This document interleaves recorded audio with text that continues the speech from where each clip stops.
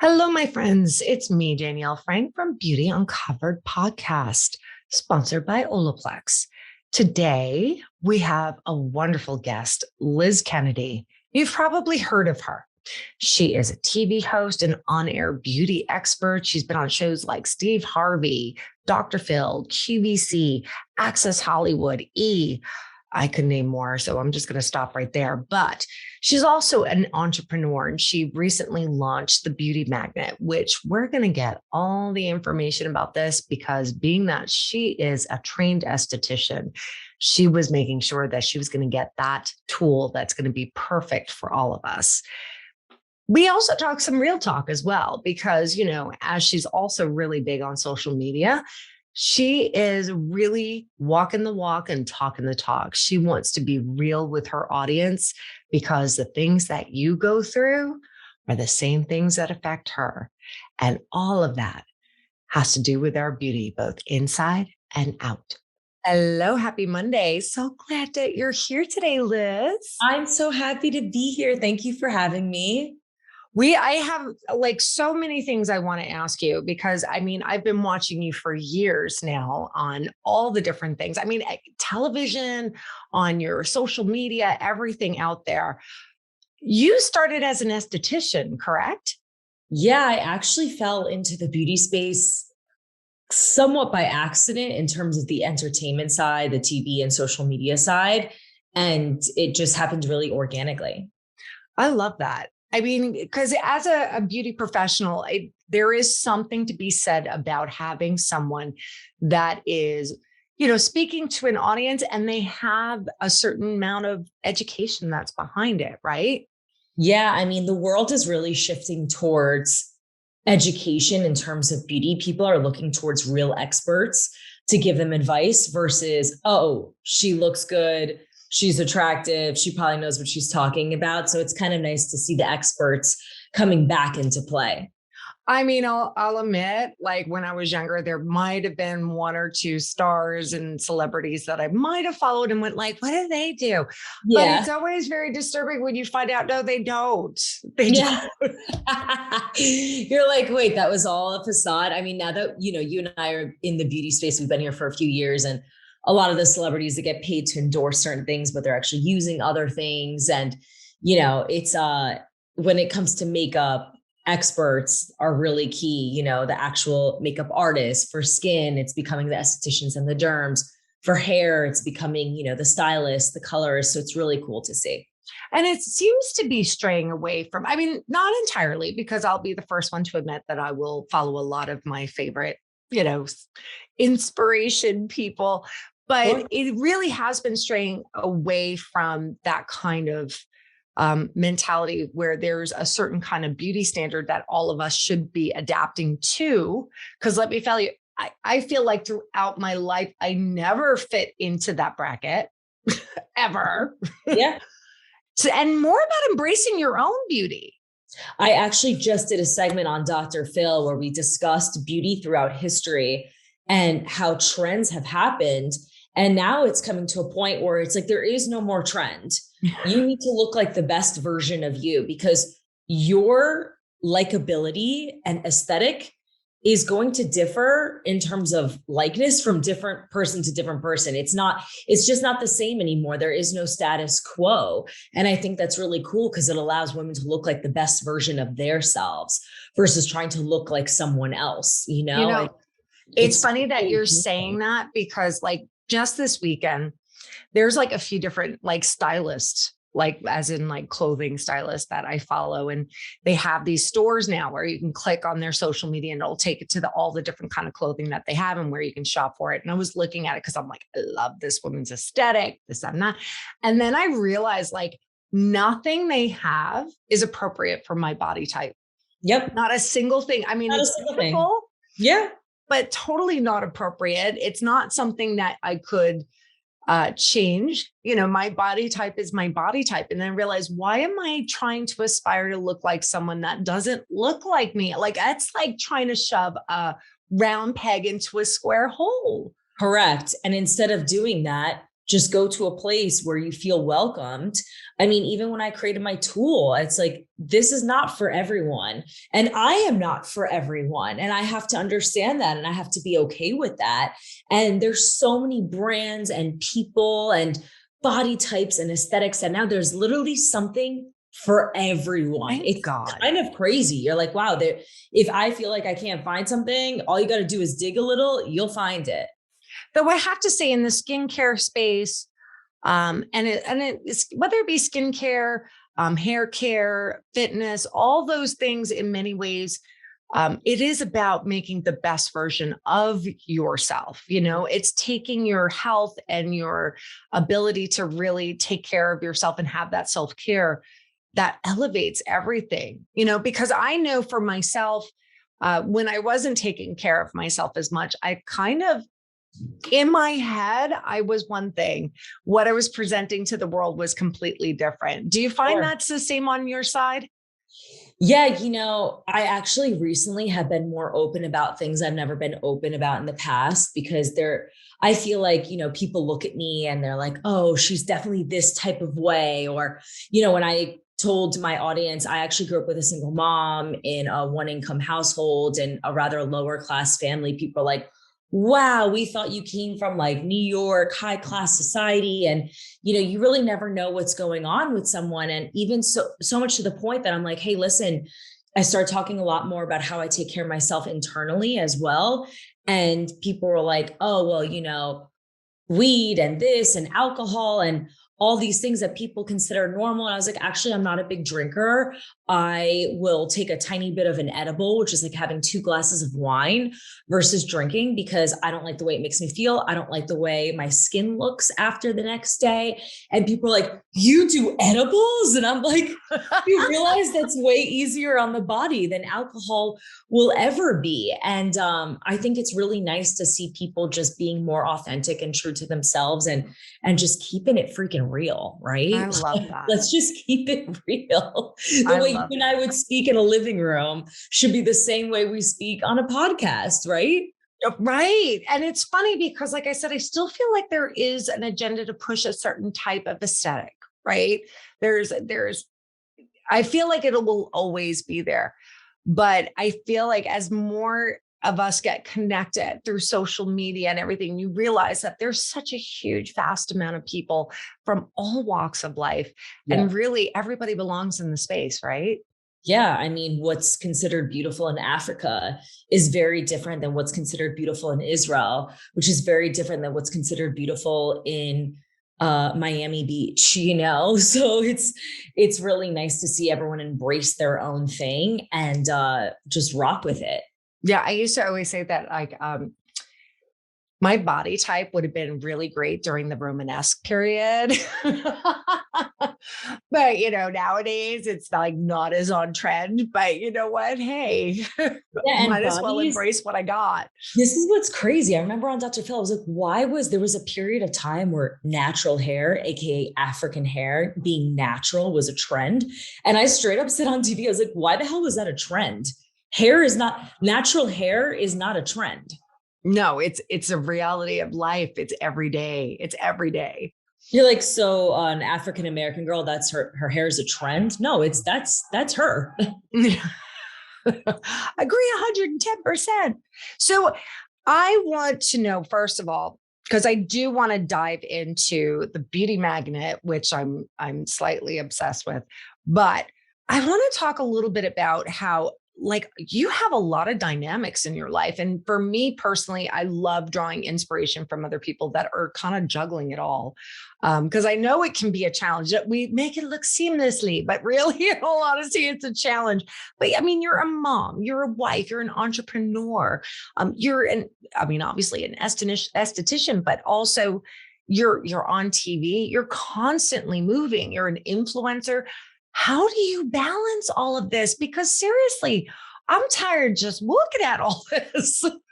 I mean, again, keeping it real, last week I cried myself to sleep because I was like, oh my God, this is so much. It's so overwhelming at times. I mean, even right now, my dogs are barking in the background. My baby's off spring break. My husband just left this morning for a meeting in Florida. I mean, Honestly, I think I do as graceful as a job as I possibly can to balance, but I'm human. There's times I cry myself to sleep dealing with manufacturing issues in China, or my baby broke out in a rash, and I just try to remind myself constantly that the little girl in me prayed for this.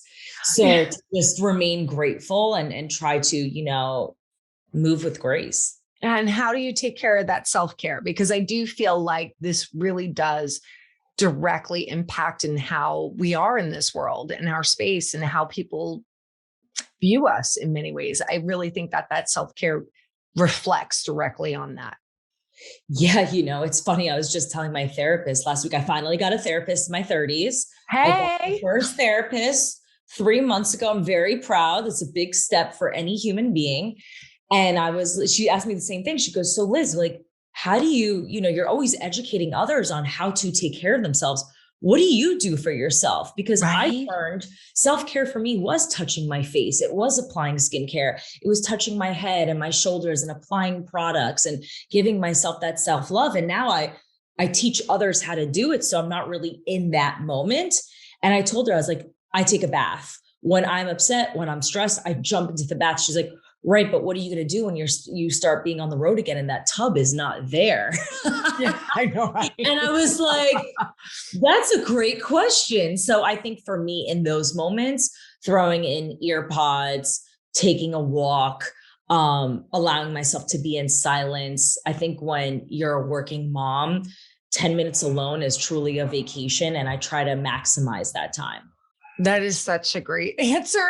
Because I got to say, one, I do think taking that time to get a therapist is part of that self-care, definitely, because that is that time for you to focus on yourself. But no, I was once presented with that same question, and I was just like, beyond this, I don't know. Yeah, I mean, it can definitely be overwhelming, but I really force myself to, even self-care doesn't have to be expensive. I think a lot of people, like, especially my community, has messaged me like, I don't have the money that you have to do that stuff. I'm like, I get it. I didn't either have this money, 10, 15 years ago. I could barely pay my bills. So for me, it was taking a bath or a walk or using skincare tools. Hence part of the reason I created one, using tools to touch my face and give myself that 15 minutes alone. 15 minutes alone is worth gold. And It's really important to give yourself that time. I mean, we deserve it. You're not going to lose your whole life by losing 15 minutes a day. And what I always love to say is that you can't give from an empty cup. You got to fill yours first. Certainly cannot. So let's talk about the beauty magnet, because one, and we were talking about this previously, I love pretty things. Same. But even more so, I love pretty things that are practical, because, we got to use the practical things all the time. And so if I'm going to be using it all the time, I'm going to be leaving it out. I want it to be pretty. So I'm very specific about the things that I look for. And this is definitely pretty. Yeah. I mean, I wanted it to speak really true to me. I wanted it to be functional, but aesthetically pleasing. And I wanted to simplify women's lives. Typically, we're rushing around.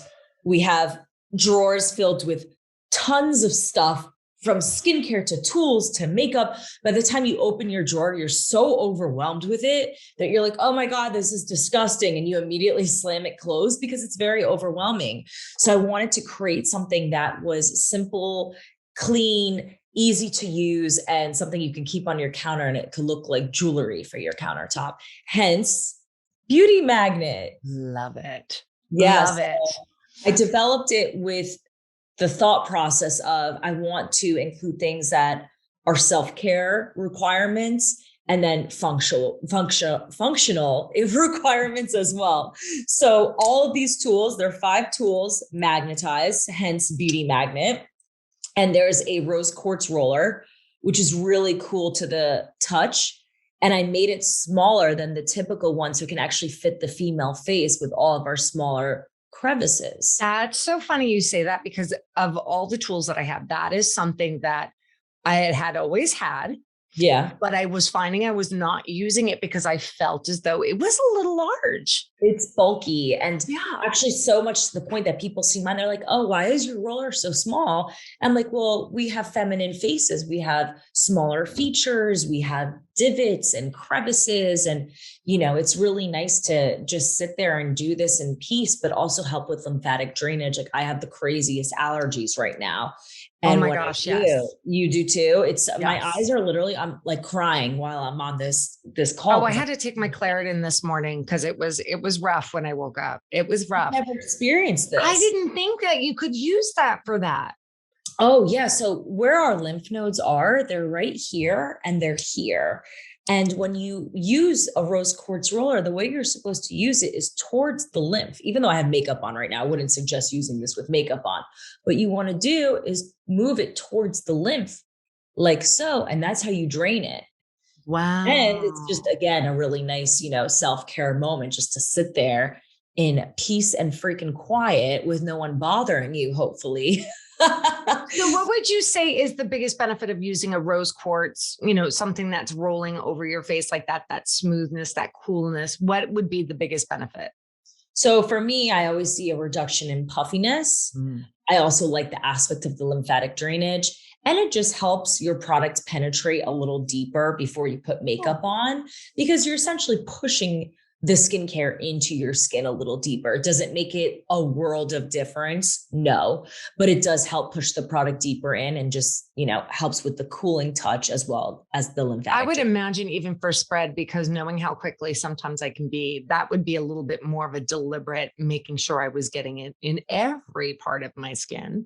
Yeah, near the hairline, pushing it up towards there, getting under the chin. A lot of women, when they put on their skincare, they miss this area and they definitely don't do their neck or their chest, which for anyone who's watching this right now, your skincare should stop at your nipple. Your face stops at your nipples, not at your chin. Yeah, because when the sun comes through the window, it's hitting your neck, it's hitting your chest. You're supposed to drag the product all the way down to your nipple. I mean, I do probably, halfway there. Most people do, but most people do. Though I will give myself props. I do always get the back of my hands. Okay. See, that's because I feel like a back of the hand. I know it sounds silly, but I always felt like, the back of your hands can show your age so bad. It's actually not silly at all. I just did a video on Instagram saying, instead of throwing out your nice bottles, put SPF into the lotion bottles and put them near your sink. So instead of using regular lotion, you're constantly reminded to apply SPF on your hands. And then I put it onto my arms and my chest as well, all day, every day. That is a great tip. I like that. And like I said, I do like the pretty bottles. Yeah, why throw them out? It's a waste of money. Oh, I love that. I'm a very practical chick. Practical, but yet pretty. I like things. I like functionality, No, I agree. I think that's great. Because otherwise I can tell you right now, like with the SPF, I'm okay with it. I should be better, especially living in Florida. But I do have a habit of getting, like, if I'm getting makeup, I want the kind that has the SPF in it and everything. But I probably should do more than that. But that's me. You should always put your initial SPF all the way again down to your nipples and your hands. And then you can use your makeup with the SPF as an extra layer of protection for the areas that you missed. But it shouldn't ever replace your actual SPF. Yeah, I'll get better with that, Liz. I know. So I actually want to ask you about the face roller, because this one I found fascinating. I've never personally used something like that. Wait, which one? I'm sorry, the one that has the pinpoints on it. Oh, yes, the micro. So this is actually, it's called a derma roller, but a lot of people say microneedling roller, which sounds terrifying. And it's slightly. Yeah. I'm like, whoa, let's not say that, because marketing is everything. And that can be a very, very scary word. These needles are 0.03 mm, making them incredibly, incredibly small. And it kind of just, I'm not going to do this because I'm wearing makeup. You don't want to do this with makeup on, but it kind of just feels like a little prickly massage.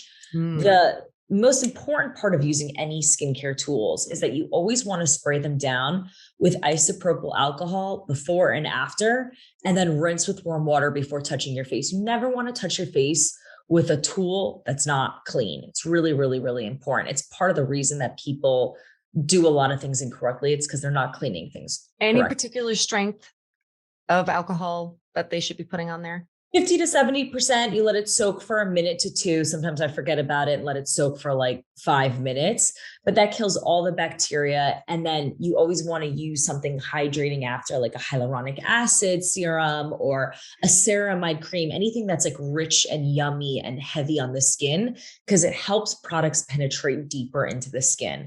Okay. I love a derma roller, and it really helps in between office visits, between chemical peels or lasers, etc.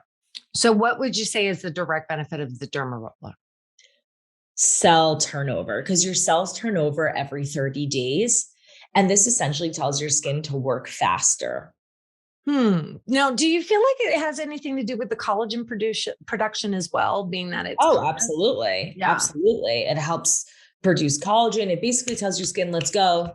Come on, let's move. Let's make moves. I love that. When would you do this? Would you do this before you do your skincare routine of all the moisture and everything like that, or after?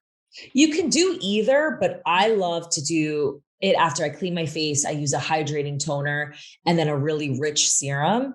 And then I'll go in with the derma roller, and then I'll go in with the rest of the products. Because you just feel it's so weird. You feel everything just completely, it's like as if you didn't apply anything, because everything just goes so deeply into the skin after. It's so funny because that is always one of the confusions I have with skincare sometimes, is the order in which is the most beneficial, because I sometimes feel like I could be putting a product on or something on or doing a step that is not in the right order. And then it's like, it's not doing anything. A lot of people get confused because, again, they see people applying an eye cream before a toner and a this and a that. You always want to think of products from thinnest to thickest in terms of consistency. So you want to go from cleanser, toner, serum, moisturizer, eye cream, oil. And then during the day, SPF is always last. So, you would put the SPF last? Always. That's good to know. That's good to know, because I was always concerned that if it had to be like absorbed into your skin, should you be doing that before you? I don't know if I overthink everything. It can be overwhelming. It's a lot. And by the way, you don't always have to use all of those products. Well, I can do all of that in literally 5 minutes, but you can do in the morning, a toner, a vitamin C, and an SPF. You don't have to do a million steps, but products do have a purpose, and each product has a purpose. Very nice. Very nice. And the tweezers, oh my gosh, so sharp, which is the best thing in the whole entire planet, because I don't know about the rest of you, but trying to find a really precise, sharp tweezer is like, when you find it, you feel as though you have won the lottery. Yeah, it is huge. It's crazy. I mean, how many tweezers have you bought in your freaking life? I think I've probably purchased 10. I'm down to 2. I was going to say probably more than that, because for some reason they disappear too, which I can't seem to figure out. Maybe because they're so small, but I've always had this one set of tweezers that I actually got in beauty school. Oh, nice. Super sharp. They were amazing. I'm not kidding. Like about 6 weeks ago, they disappeared and I feel lost. How does it? But again, they got lost in the drawers, or they fell behind the drawer, or I don't know. I have semi-adult. I say semi-adults. They're in their 20s. Semi-adult sons that I think they walk away, and I'm like, I have protected these for how many years, and they're gone. Yeah, it's messed up. It's because I said, I mentioned, oh, don't worry, Mom, I'll go get some. And they're dull. They're rounded. They're just, I'm sorry, that's not going to do what I needed to do. Nope. Mine were designed with that in mind. They're super sharp to also pick up like those tiny little blonde chin hairs you get, those really long, skinny ones that come out of nowhere. They pick those up. They pick up coarse hairs. And I designed it so that you're actually using, instead of the body of tweezers, like a typical tweezer, you're using the head. So you're getting a tighter grip. So it's less pull on the skin. Nice. It's so fun. Yeah, the witch's hair. That's what I call it. Oh, the Yeah, worst. no, it's the worst. It's the worst. And I got to ask about the comedone extractor. Now, I have to say, I always say that I'm lucky because throughout my entire life, my skin, I mean, it's lucky and not. I always had dry skin. I never had breakouts when I was a teenager or anything, but I also am uber sensitive to skin. I can get, the brown spots. I'm going to get wrinkles early, all that stuff. So you have to do all this work to prevent that. But when it came to that, that's kind of foreign to me. My kids, on the other hand, don't have the same skin as me. So hearing about this, I'm intrigued. I'd love to know all about it.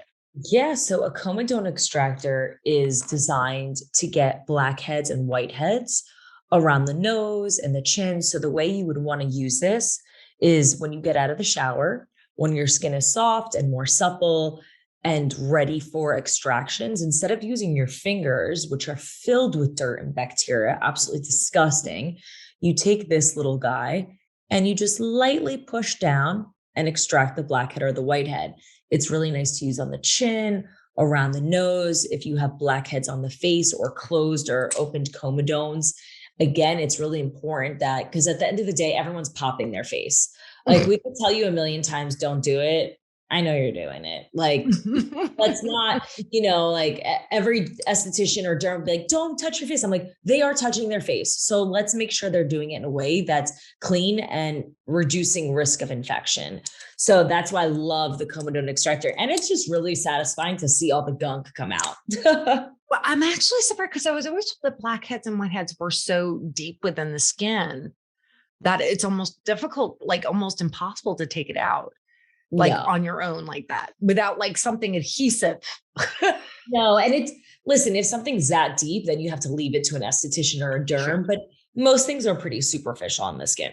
Oh, wow. Okay. Learn something new. And then you have an eye depuffing roller. Again, don't do whoever's watching this, please do not do this with makeup on. I obviously didn't want to look like half alive on here, but it's round. It's made of 100% metal. So again, it's just so cooling to the skin. It gives you like the most relaxing sensation. And when you just move it back and forth, it helps to reduce puffiness, helps with circulation, and again, helps with product penetration. And the shape of that is so fantastic. It makes so much sense. Yeah, it's really nice. And again, it's just like one of those little luxuries, that you get to do on your own. I love that. And I love that it can work with just about any kind of routine that you do have. And it's simple, it's easy. Is it beneficial to put these products, like any of them, like particularly the rollers, in like the refrigerator to get it cold, or it doesn't really need it? So you can with the rose quartz roller and the eye serum roller. I actually have a skincare fridge right here. I place these two there. And when I'm working, literally in my office, I'll take them out and I'll just like, for those 5 minutes alone. And it's just so nice. It's such a great little moment. But if you're at home and you're putting in there, you also have to remember the germs that can happen in the refrigerator. So you want to keep it in like maybe a sealed bag or something. Correct. That's actually such a great piece of advice, because I always tell people, if you're putting this in your regular fridge, remember you have orange juice and salad and all these germs kind of flying around there. You don't want that necessarily on your face. So just put it in a little Ziploc baggie. Yeah, because true story, everybody, like I am that jerk that put it in the refrigerator without anything. That's strange. Why do I have yogurt on my face? Well, no, funny enough, my friend came over who's an esthetician and he's like, opens up my fridge to go get a soda. And he was like, girl, what are you doing? What is this? He's like, who told you this? And I'm like, I thought it's supposed to be just no. Yeah. That is way too close to the meat. I always tell people, I'm like, after COVID, let's just keep in mind, germs exist and we got to keep it clean. And I don't know why I didn't think of it. I guess, you sit there and you think, well, I eat everything in the fridge. I mean, that can't be, but yeah, no, definitely things that you're putting on your face, you should be sanitizing it. It's got to keep it separate. Anything that touches your face should be clean, including makeup brushes. That's the one thing I know people are not washing them after each and every use, but if you could at least do it once a week, that would be really cool. Once a week. What would you recommend? Because I actually have done a couple of things. I've used I think I've gotten like a brush cleanser from Elf or something like that at one Yeah. point. But then admittedly, I might have used Olaplex shampoo on it. Not sure if that's appropriate or not, but I was like, I like the way it smells. It's probably, listen, it's better than nothing. Okay. Like I'll take that over nothing. But I always tell people like Dial soap, the antibacterial soap that they use prior to surgery, whether it's the bar or the actual pump, that's really great. Preferably something antibacterial, but if not, I'll take anything, use anything. And what would you say is the best way for them to, I mean, what I do is I just wash it and I have a lovely cup that I would just let it sit and let it dry. Is there any particular process that you feel like is the best? Nope. Clean is for me. Clean is good for Clean you. is for me. I think I might have to do it more than once a month. I probably don't do it as often as I should. It's one of those things that it's like, I try to keep my makeup brushes near the sink. So like, it's been like, sometimes, I'm human too. I don't do it every week. I try to remind myself to do it every week, but at minimum once a month. And I have to admit, I actually once did a TikTok on it because it was so satisfying. See, it's so satisfying. How clean they get. It's so satisfying. Just do one Saturday morning, la la la. I didn't have to wear all the makeup, and just clean them. It really does make actually, it even makes a big difference in application as well. Without a doubt, it's a smoother, seamless finish. I love that. So if people want to purchase this, where do they go? They can go to the website. Yeah, you can go to beautymagnet.com. We have a lot of cool things lined up. We're doing QVC for Q4. We're pumping up the social media content so we can really show people how to use this in the comfort of their own home. And you'll basically be able to have me as your esthetician teaching you how to use this. So I think and definitely check out our social media channels, because it's not even just about the beauty magnet. I love your content. Like I said, I'm always looking for content that is just looking to be a healthier, better version of myself, whether that be, just physical health when it comes to beauty health, because I keep on saying, you can slap all the makeup and hair product and whatever clothing that you want, but if you're not taking the time to take care of certain aspects and really being kind to your body and kind to your skin, kind to your hair, kind to all of that, my nails, it shows, it shows through in the long run. Yeah. The face keeps score. I always say that. Yes. The face and the body keep score, and it's really important. Like, forget the aesthetic part. It's important for you, because one day you'll wake up and be like, wow, I never gave myself the credit and the time that I deserve. And that's not cool. And it's really funny that you say that, because that is something that, previously I was in a marriage where I didn't take care of myself whatsoever. It was all about him. And I remember coming out of it feeling so much like I had wasted so much of my youth and taking care of myself for another human, and that I wanted to reclaim that, because depleted. Yeah, you feel depleted. And not only that, you look depleted. I looked depleted by the end of it. Yeah. And when I really started to just think about taking care of myself, it really did make such a huge difference. Massive difference. I feel like people talk about this stuff all the time, right?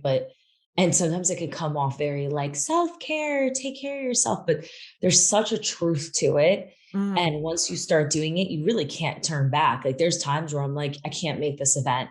People are like, why, Liz? You're taking a bath? Like, they'll like joke. And I'm like, yeah, I've worked all day. I'm tired. And you can joke about it, but tomorrow I'm going to wake up feeling like $1 million, and you're going to feel like hell because you've depleted yourself. You go from work to out to drinking to this, and it's too much. You need to stop. You need to give yourself time. And it's very funny, because I've been reading a lot and exploring a lot, even with therapy, like boundaries, and really being an advocate for yourself in that regard. And it's not like I think anybody's trying to they're not necessarily trying to push through their boundaries. They're just trying to like, do whatever. But if you don't set that moment, that line where you are like, hey, in order to take care of myself, I have to say no. You're going to be in trouble after a while. Yeah. I mean, real talk. I feel like it's just you and I talking. So I'm just going to say it. This past weekend, I was with a large group, and one of the women was completely inappropriate with me. And I was like, you know what? I'm no longer accepting this. And if we choose to spend time together, it's going to be within a certain period of time. I said this to her. I said, it's going to be in a situation where I feel comfortable, because the boundaries are clearly not set. And I haven't spoken like that in a really long time. And the reason people don't do it is because it feels awkward. Oh God, yes. It's freaking awkward. And then you feel like the bad guy for taking care of yourself. Correct. It feels really unnatural. And the fact that you even have to say it is a red flag, right? That's the first notion of self-care. If you have to say it, it's a red flag. But most importantly, you can't put yourself into situations where you feel like you're not being served. We only have so much free time, and wow, we're getting so deep on this. Well, I mean, you know what? I'm a firm believer in going into the depth of it, because it's all part and parcel, right? It all connects. So many women listening to this are going to be like, damn, I just went through the same thing. And it all really ties in together. And, I'll be the first to say it. I have a beautiful life. I do consider myself put together, but I experience everything, if not more, in this crazy freaking world of, the lack of moments of, from time to time, self-care or boundaries. And it's my career, and I still go through it. So it's really important. And I think a lot of people, especially during COVID, were like, wow, this is the first time I'm really giving myself time and credit that I deserve. And I just don't want anyone to lose that now that the world is kind of. Yeah. And thank you for sharing that, because in all honesty, I also think that, like you said, I think people look at certain people on social media or in the media as a whole. And yes, we're talking about these things. I talk about it all the time, setting boundaries, making sure you're taking care of what's inside, because it all, beauty is all of it, right? But the truth is that no matter how much I am preaching it, I am also preaching it to myself, and that is a lesson that we're all living through. We're not perfect, right? Yeah. Yeah. And it's crazy. It's like, self-care for me was always like, I grew up in a household of like very strong women. I grew up with a single mom who was always like, makeup, skincare, like what, like we have to work and you have to make money. And self-care was kind of like, it was talked about like it was for stupid girls, like stupid girls care about that stuff. And now that I've created an entire career out of it, I'm like, it's not stupid. It's a requirement. I mean, for me, it's a non-negotiable, So for anyone that feels like it's, looked down upon or for stupid girls, it's not. It's a requirement. I'm telling you right now, and this is a true story. When I was 16, I wanted to be a cosmetologist, because they had a program through school and you could sign up for it and get a little head start and everything. And I told my mom, I want to be a cosmetologist. And she said, nice girls aren't hairdressers or cosmetologists. Yeah. My dad said to me, so what are you going to do? Because that was vain. That was vain. That was, whatever, that was vanity. And so I didn't pursue it until I was much older. But it always kind of stuck with me for a while there. Like, you're not supposed to do those things, but no, taking care of yourself is huge. It's wild. I mean, the things I've been told, I remember my dad said to me, so you're just going to like pop pimples on people the rest of your life? Or another girlfriend of mine in college, she was going to medical school and she was like, girls with no education that are stupid become estheticians. And it was so insulting. And I was like, actually, I think skin, it's the largest organ on your body. Yeah. It's a reflection of how you feel about yourself. And it's not just aesthetics, it protects us. So I just viewed skin so differently. And people will say things that are disgusting out of their own insecurities. So yeah, I think we're in the coolest, most badass space you could possibly be in. Definitely. I'm like, I get to apply product and educate people on how to use stuff every day. That's awesome. And empower them. Yeah. Empower them with that knowledge. That's amazing. Yeah, it's badass. I love it. Well, thank you so much for coming on and having this conversation. I always love Thank talking to you. I'm like, oh my God, if I was in Florida, my husband's there right now for a meeting. I'm like, damn, I should have gone. I would just drive to your We house. could have done this in person. I'd be like, I'm coming over. Let's have drinks. We would be sitting there with the roller, just like talking. Yeah. Just literally like, how was your day? I'm exhausted. I know, right? Thank you so much. Thank we will you. Looking forward to seeing everything that you come up with. I'm excited to see everything come out and have amazing success. Thank you, sweetheart. I'm such a fan of the brand. I can't wait to do more stuff together. Look at this Olaplex shininess. Gorgeous. I love it. That's Olaplex hair. That is some gorgeous hair, man. Gorgeous hair. A little untamed, but it's a Monday. Thank you so much. Thank you.